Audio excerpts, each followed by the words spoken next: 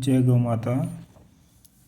मैं दीपक कुमार, आपका मेरे चैनल पर बहुत बहुत स्वागत है।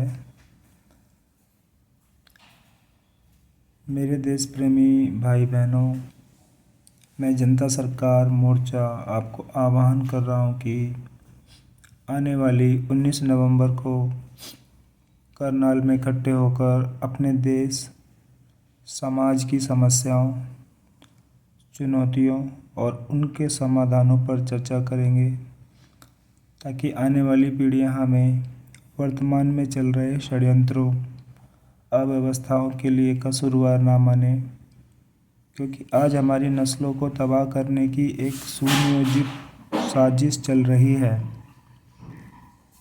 एक आज़ाद देश के लिए जो स्वतंत्रता के मायने होने चाहिए, क्या वो हैं? आज भी शिक्षा के नाम पर भाषा की गुलामी, चिकित्सा के नाम पर झूठी बीमारियों, महामारियों, अंग्रेजी दवाओं की गुलामी, न्याय के नाम पर हमारी सामाजिक सांस्कृतिक परंपराओं को तोड़ते वही अंग्रेज़ों के बनाए कानून, जिनमें एक बेटी की शादी तो 21 वर्ष की आयु में होगी, लेकिन लिव इन रिलेशनशिप में रहकर बिना शादी के वह 16 वर्ष की आयु में माँ बन सकती हैं।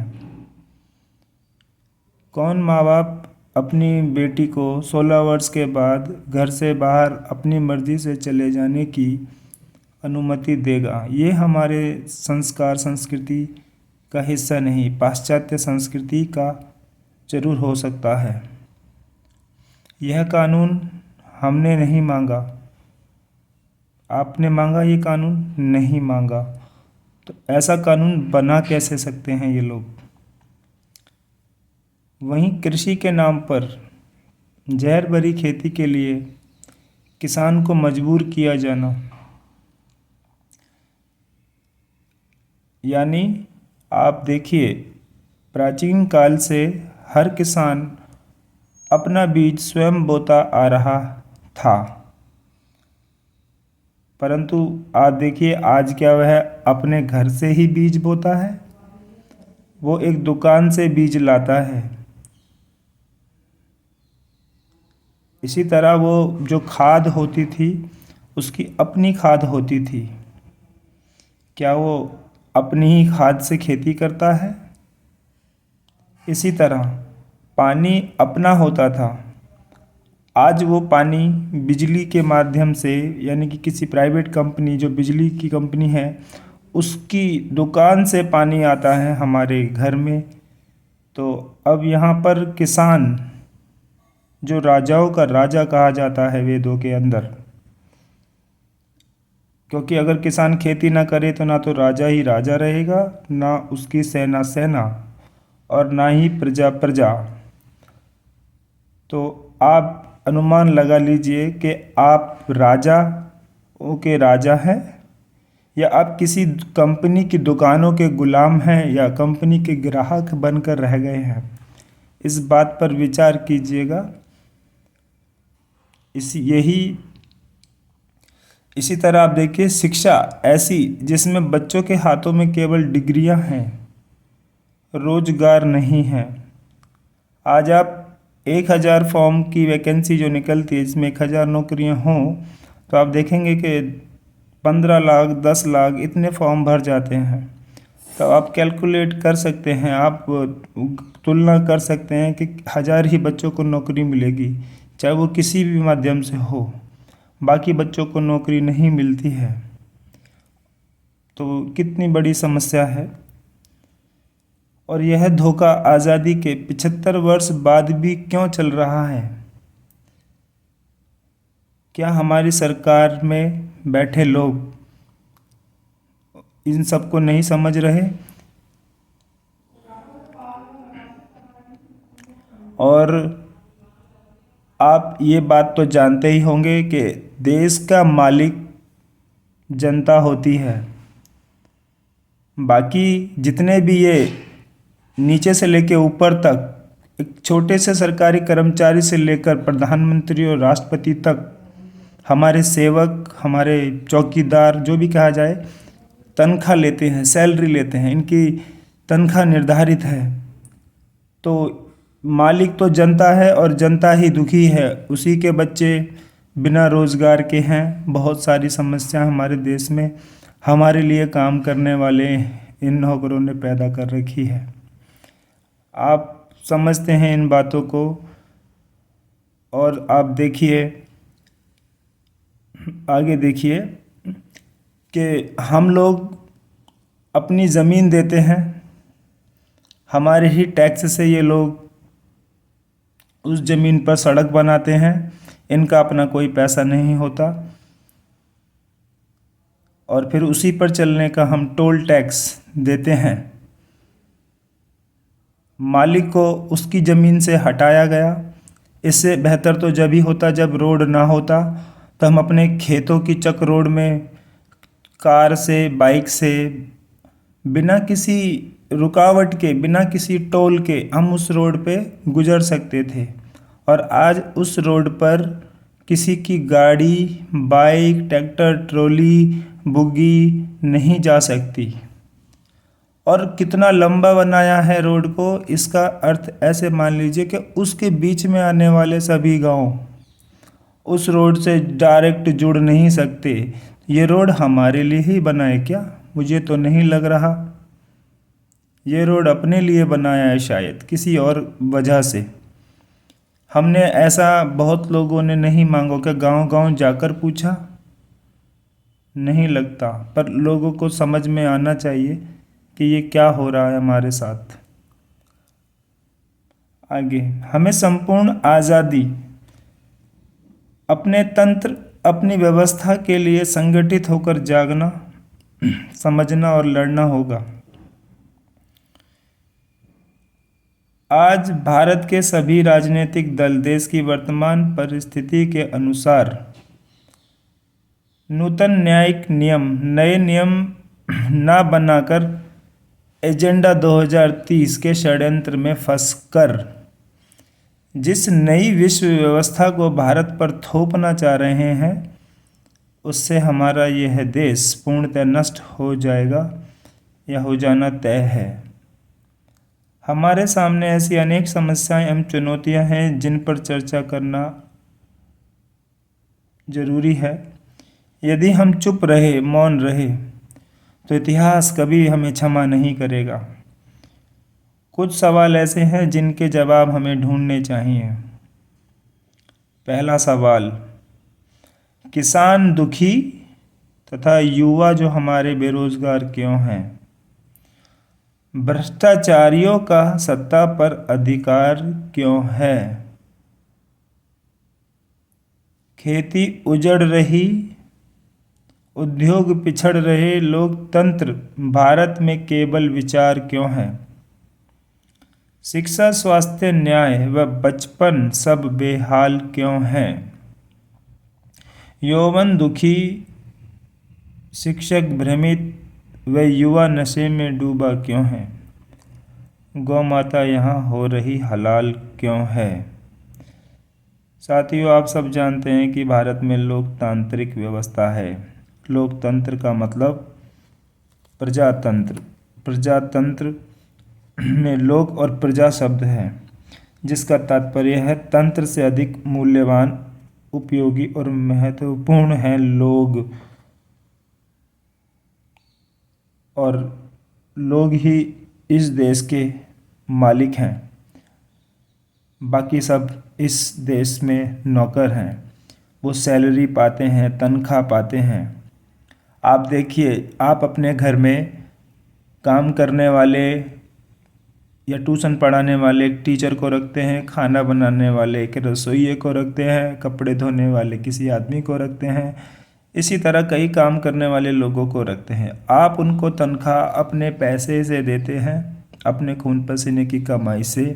अगर वो आपके बच्चों को पढ़ाए नहीं, तो आप उस टीचर को सवाल पूछेंगे कि ये आप बच्चों को कैसे कर रहे हैं, आप पढ़ा क्यों नहीं रहे हैं। इसी तरह खाना बनाने वाले ने अगर ढंग से खाना नहीं बनाया, आपके लिए हेल्दी खाना नहीं बनाया, तो आप उससे भी सवाल पूछेंगे। और भी अन्य काम करने वालों से इसी तरह आप सवाल जवाब करते हैं, नहीं तो आप उन्हें नौकरी से सीधा निकालते हैं। फिर दूसरा रखते हैं, अगर वो भी ऐसा ही काम करता है तो फिर आप स्वयं उसकी जिम्मेदारी लेते हैं। लेकिन अगर नौकर ही आपके लिए षड्यंत्र करने लगे कि मालिक को नशेड़ी बना दे, शराबी बना दे, और मालिक उसी नशे में डूबा रहे, तो वो उसके पूरे घर को लूट कर ले जाएगा और वो जान भी नहीं पाएगा, वो समझ भी नहीं पाएगा। और किसी दिन अगर मालिक घर में ना हो और वो काम ना कर रहा हो, उसका बच्चा घर में हो लेकिन, और वो नौकर को कहे कि अंकल आप ये काम क्यों नहीं कर रहे हैं, तो बच्चे को झड़क देगा कि चल मैं बाद में कर लूँगा, तू अपना काम कर। वो ऐसा इसलिए कर रहा है क्योंकि सवाल बच्चे ने किया है। अगर सवाल उसके पिता माता, दादा दादी, नाना नानी, चाचा चाची, जो भी रिश्तेदार होते हैं, अगर उन्होंने किया हो तो वो उनको जवाब देने के बारे में सोच भी नहीं पाएगा, वो काम करेगा। तो इसी तरह आज हमारे देश में हो रहा है कि जब हम अलग अलग होकर सरकार से सवाल करने जाते हैं जो हमारे लिए ही काम करने के लिए बनाई गई हैं, तो वो हमको झिड़क देते हैं। झिड़कने के बाद हमारे साथ बहुत अन्याय होता है क्योंकि हमें उन्होंने तोड़ा है। तोड़ना इस तरह से होता है कि मान लीजिए एक बहुत बड़ा पत्थर है, उसको कोई एक आदमी उठा नहीं सकेगा, लेकिन एक इस तरह की एक बात है, अगर आदमी उसको अप्लाई कर दे तो उस पत्थर को बच्चा भी उठाकर फेंकेगा। वो इस तरह से हो सकता है कि आप उस बड़े पत्थर को टुकड़ों टुकड़ों में बांट दीजिए, हर तरह से टुकड़े कर दीजिए, तो फिर एक छोटा सा बच्चा भी आएगा और उस पत्थर को उठा कर फेंक देगा। इसी तरह से हमको तोड़ा गया और तोड़कर हम पर शासन किया जा रहा है। पेंशन वाले अलग जाकर मांग करते हैं, किसान अलग जाकर मांग करता है, युवा अलग जाकर मांग करते हैं, जिनको जो बेरोज़गार युवा अलग जाकर मांग करते हैं।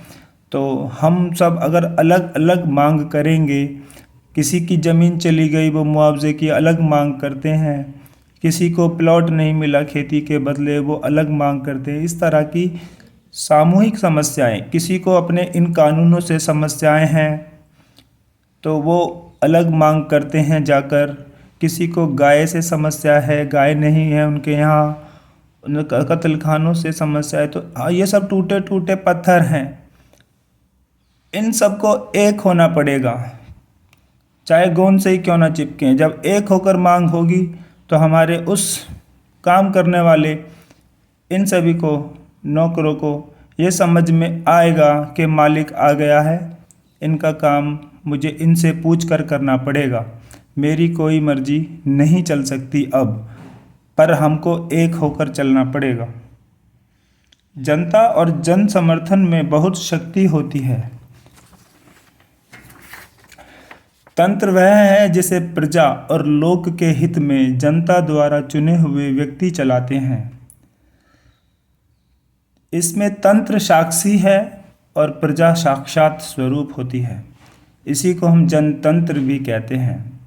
जन सामान्य भाषा में लोगों के लिए और लोगों द्वारा चलाई जाने वाली शासन व्यवस्था ही है, यानी कि लोकतंत्र। भारत में जो लोकतंत्र लिखित संविधान पर आधारित है, उसका ध्येय ही, उसका लक्ष्य ही जनता का कल्याण करना है। लोकतंत्र विचार तो बहुत अच्छा है, परंतु भारत में अभी तक जैसा संविधान में लिखा है वैसा लोकतंत्र में व्यवहार में नहीं है। इसलिए मेरे देशवासियों, यहाँ से हमारा संघर्ष कार्य शुरू होता है। यही हमारा प्रमुख लक्ष्य एवं उद्देश्य है कि जो संविधान सम्मत लोकतंत्र है वैसा ही लोकतंत्र भारत में शुद्ध रूप में व्यवहार में आना चाहिए। अभी तक ऐसा क्यों नहीं है, इसमें दोषी कौन है, यह जानने का हमें पूरा अधिकार है। यहाँ से हमारा चिंतन, हमारा कर्म, हमारा मनन प्रारंभ होता है। शुरू होता है। इसलिए ही तो हमें आपको आह्वान करना पड़ रहा है कि आप आए, संगठित होकर मिलकर अपने बच्चों के भविष्य, अपनी युवा पीढ़ी के वर्तमान और देश समाज के हालात पर और हमारी चुनौतियों पर और उनके समाधानों पर बात करें और चर्चा करें। लोकतंत्र का हो रहा है उपहास तो चुप क्यों हो, भ्रष्टाचार कर रहा अट्टहास तो चुप क्यों हो। उठो जागो संभालो लोकतंत्र की डोर, लोकतंत्र खो रहा विश्वास तो चुप क्यों हो। लोकतंत्र के अधिकारों को समझना होगा, वक्त आ गया साथियों अब संभलना होगा। मुर्दे बनकर लोकतंत्र को मत देखो, मुर्दे बनकर लोकतंत्र को मत देखो, तूफानों की तरह मचलना होगा। राष्ट्र धर्म कर रहा है आह्वान समझ लो, जागो तुम अपना संविधान समझ लो, जागो तुम अपना संविधान समझ लो। लोकतंत्र की लाज तुम्हारे हाथों में है, खड़ा हुआ है पूरा हिंदुस्तान समझ लो। तुम जनता नहीं जल जला हो हुंकार भरो, अपने साहस क्षमता को स्वीकार करो, क्योंकि आप मालिक हैं नौकर नहीं। जो लोकतंत्र के सच्चे पहरेदार जी, जागो उठो भ्रष्ट बेईमान चोर लुटेरों का करो तिरस्कार जी। हे राष्ट्र नायकों, मैं तुम्हें उद्वेलित करना चाहता हूँ, मैं तुम्हारी चेतना में नवसंचार करना चाहता हूँ। अब वक्त मौन रहने का नहीं है, तटस्थ खड़े रहकर तमाशा देखने का भी नहीं है। अपना राष्ट्र धर्म निभाने का वक्त है, जब सरकारें तंत्र व्यवस्थाएं अधिकारी आकंठ भ्रष्टाचार में डूब जाएं, समाज देश का भविष्य उसका बचपन उसका यौवन गुलामी की तरफ अग्रसर प्रतीत हो, तो जागरूक जनों को उठना होगा, लड़ना होगा, संघर्ष करना होगा, प्रश्न पूछेंगे और विरोध भी करना होगा। यही धर्म युद्ध है।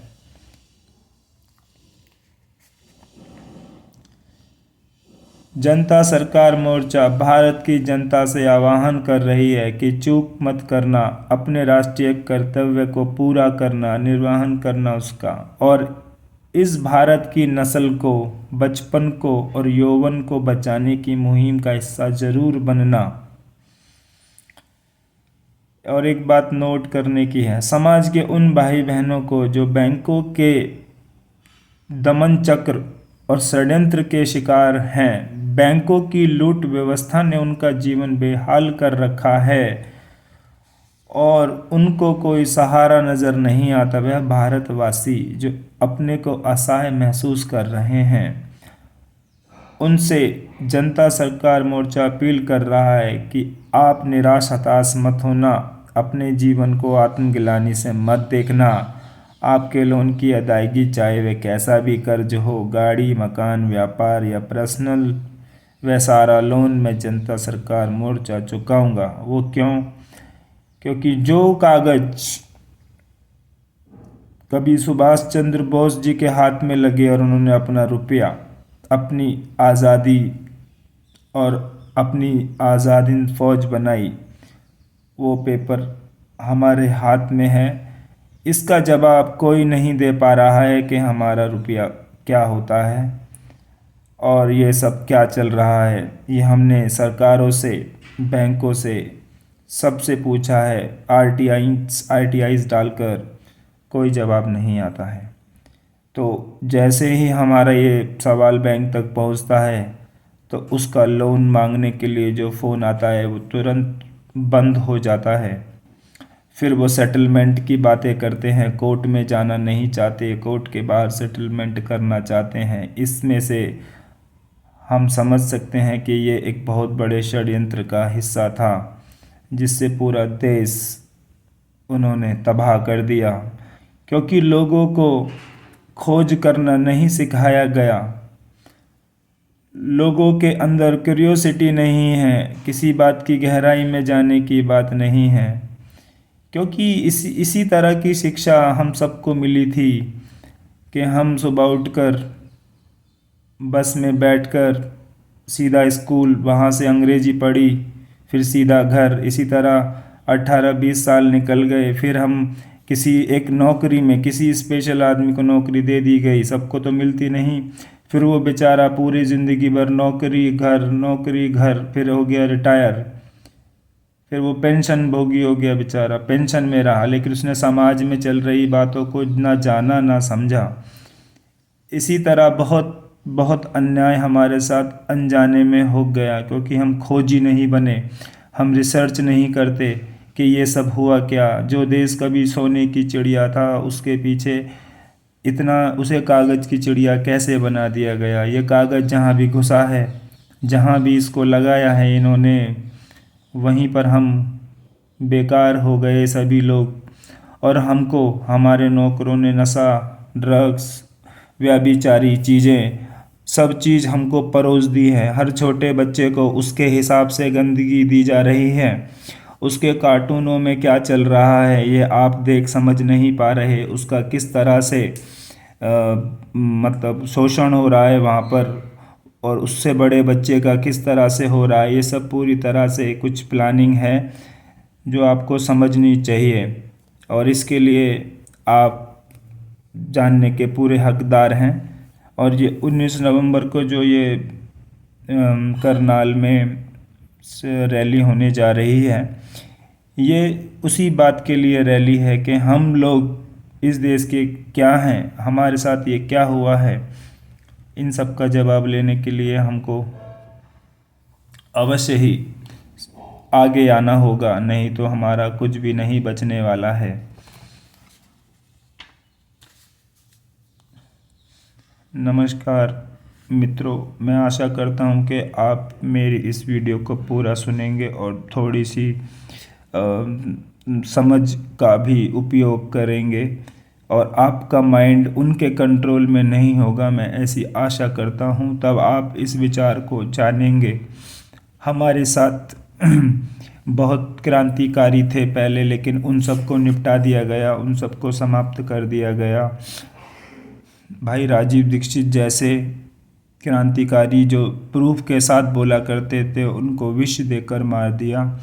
जिन्होंने अपनी आज़ादी को समझ लिया था कि आज़ादी ऐसे आएगी, सुभाष चंद्र बोस जी, उनको भी इन्होंने कहाँ गायब कर दिया पता नहीं। तो हमको अपनी संस्कृति को फॉलो करना है, क्योंकि यहाँ आज देश में अंग्रेज़ों की एक बात पूरी तरह से साबित हो रही है कि हमारा शरीर तो हिंदुस्तानी है, लेकिन हमारे सारे रंग ढंग पश्चिमी सभ्यता वाले हैं। हमारे घर में सारा सामान कंपनियों का आता है। कंपनियों का, आप समझते हैं कंपनी किसकी है? आपकी सारी कमाई कंपनियां लेती हैं और फिर उसको विदेश लेकर चली जाती हैं। ये तो इसी तरह से हो रहा है कि सारा पैसा वो ले जाएंगे और इस देश का कुछ नहीं होगा। आप अगर ये चीज़ें किसानों की तरफ लेकर जाते, क्योंकि किसान ही राजाओं का राजा है, ऐसे वो राजा नहीं रहा, तो आपको ये सब चीज़ें समझनी होंगी। और इसमें कोई आपको 1% भी मतलब ढील नहीं देनी है। अगर आप इसमें भी अभी आलसी बने रह गए तो ये देश बचने वाला नहीं है। भारत की हुंकार है, जनता ही सरकार है। भारत की हुंकार है और जनता ही सरकार है। जनता सरकार मोर्चा भारत की जनता को ये विनम्र आह्वान करते हुए मैं अपनी इस वीडियो को समाप्त करता हूँ। इस वीडियो को आप शेयर कीजिएगा। मेरा कोई किसी से किसी भी तरह के लेन देन का, पैसे का कोई वो नहीं है कि मैं आपसे कुछ पैसे के लिए ये कर रहा हूँ। मैं सच्चाई का समर्थक रहा हूँ और मैंने इस कार्य के लिए अपनी नौकरी भी छोड़ दी है, और मैं आपको जागरूक करने के लिए गांव-गांव जाता हूं। और मैं इसमें किसी भी तरह की कोई ढिलाई नहीं बरत रहा हूं, क्योंकि हमें आने वाली पीढ़ियों की परवाह है, क्योंकि हम लोग जो कर रहे हैं वो सही नहीं है। हम जिन चीज़ों को फॉलो कर रहे हैं उसमें बहुत सारी अवैज्ञानिक चीज़ें हैं, जिससे सबका विनाश हो रहा है आपकी आंखों के सामने। आपको इसे समझना पड़ेगा। इसी के साथ मैं आपसे आज्ञा चाहता हूँ। नमस्कार।